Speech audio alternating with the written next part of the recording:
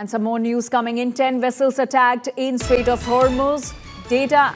This is as per a report. About 10 vessels in or near the Strait of Hormuz have come under attack since Iran blocked the strategic waterway in retaliation for the United States and Israeli strikes. And the attacks throughout the week following the outbreak of war on February 28 almost completely halted traffic through the strait, and which is a crucial route for the oil and other goods. Britain's Maritime Security Agency has issued around 10 alerts for attacks as well as warnings of suspicious activity, but has released few details on the vessels involved. So that's the big update as far as the Strait of Hormuz is concerned.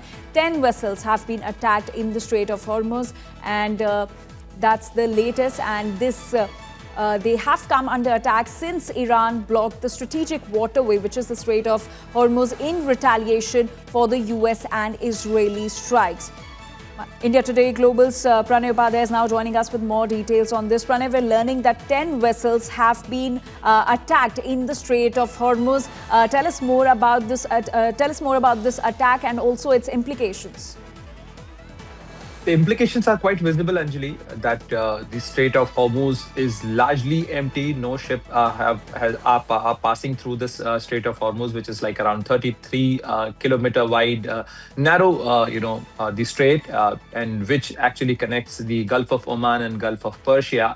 And this is a very vital, energy supply line. But because of the ongoing conflict, no ships are passing through this. And in fact, there are also been recent reports of the oil tanker hits, including one of the US flagged oil tanker or ship, which was targeted by Iran. And in fact, on the port of Duqm of Oman, other ports were also attacked by the Iranian missiles and drones. So this clearly shows that not only the theater of conflict has expanded, but also this is impacting the vital energy supply line, because Anjali, that around 30% of the global oil supplies goes through this Strait of Hormuz. And in fact, Iranian Navy is saying that they did not, they did not enforce any blockade in the Strait of Hormuz so far, but they reserve this right to enforce this oil blockade or this blockade of Strait of Hormuz.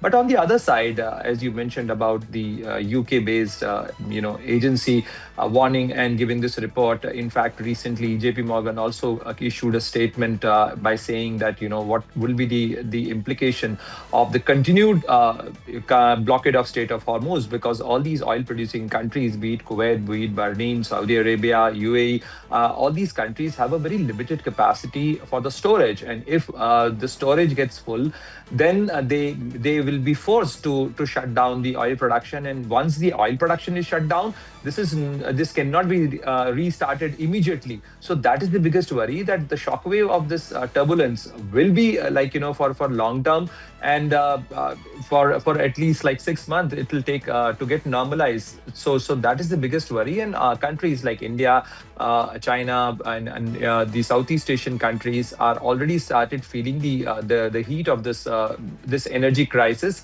because one, they have to rely upon their strategic oil reserve. So they have to go for the energy conservation, and also they have to see that the oil prices are not getting get escalated, because that will have a cascading effect on their inflation rates and also their manufacturings. Absolutely, Pranay. So the Strait of Hormuz remains a global concern. And as my colleague Pranay was mentioning, that even if things get normal, it will still take 6 months to recover from the losses and from what has been happening globally because of the blocking of the Strait of Hormuz. Pranay, do stay with us. So Israel has now widened the scope of its strikes inside Iran, targeting key oil infrastructure in multiple locations. Massive explosions were reported at the Shehran oil depot and the Agassiz fuel facility in the Iranian capital Tehran, and another major oil depot in neighbouring Karaj. Videos from the sites show towering flames and thick plumes of black smoke rising high into the sky.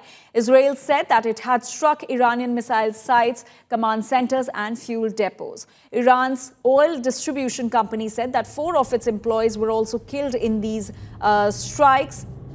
The attacks mark one of the most direct hits on Iran's energy infrastructure since the conflict escalates, raising fears of further retaliation as the West Asia war intensifies. Pranay Upadhyay continues to stay with us. Pranay, with these strikes on the oil infrastructure, the oil depots, is there also a risk of environmental and civilian fallout as the toxic air and pollution is spreading across Tehran?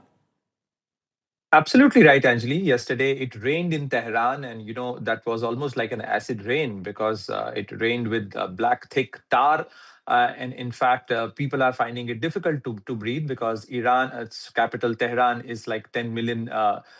People live there, and in fact, the air quality of Tehran has long been an issue. And the situation got compounded by the current situation because the thick plume of the smoke is still coming out of the Shehran oil depot. And in fact, the Iranian authorities are trying to fix the situation, but this depot is still burning. And in fact, you have also mentioned about the Karaj and Al oil facilities. So these are the other facilities also being targeted. And if you see what has happened in last 48 hours, that the targets which were generally considered off the limit, be it the desalination plants, be it the oil depots, have also now become targets. So in fact, both the sides have, if they start hitting at each other's oil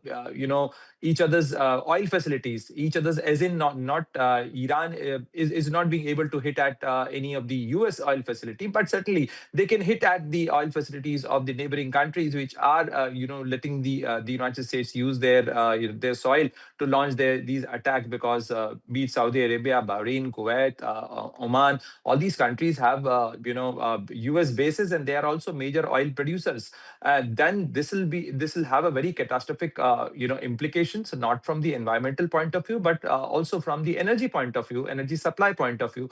And this is for the first time in the history that this oil rich area is burning with this conflict, and so many oil depots have been targeted.